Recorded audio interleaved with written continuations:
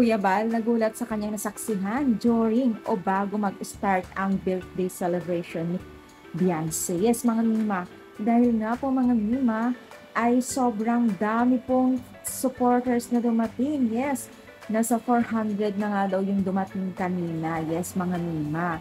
At nag-aalala pa nga itong si Kuya Bal dahil baka daw wala nang maupuan ng mga Kalingap Angels pag dumating sila. Yes, mga Mima. Yan ang ka-special o priority ni Kuya Bal kanina, talagang hinanapan niya ng mga upuan para sa Kalingap Angels kasi wala pa sila kanina. Yes, mga Mima, sobrang dami yun. Pansin niyo ba mga Mima na parang itong si Beyonce ang nag-birthday sa mga Kalingap Angels ng 18th birthday na. Grabe, ang bongga, tapos ang pakadaming tao. Alam niyo, parang hindi ginawa kasing exclusive, parang siguro open lang yung mga pwedeng pumunta doon na taga-supporters, no?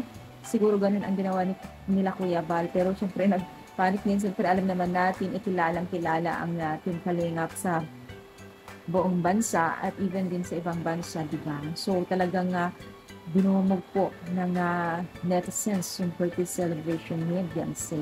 At sobrang ganda at napaka-special. Magkano kaya gastos nila dyan? Magkano kaya gastos natin Kalingap at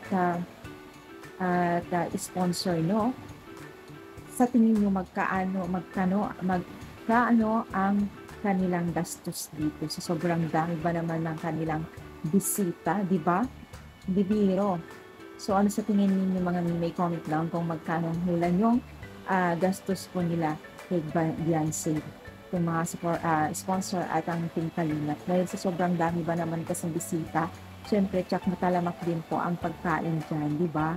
Pinaghandaan talaga, kaya i-comment lang kung magkano ang estimate ninyo mga Mima.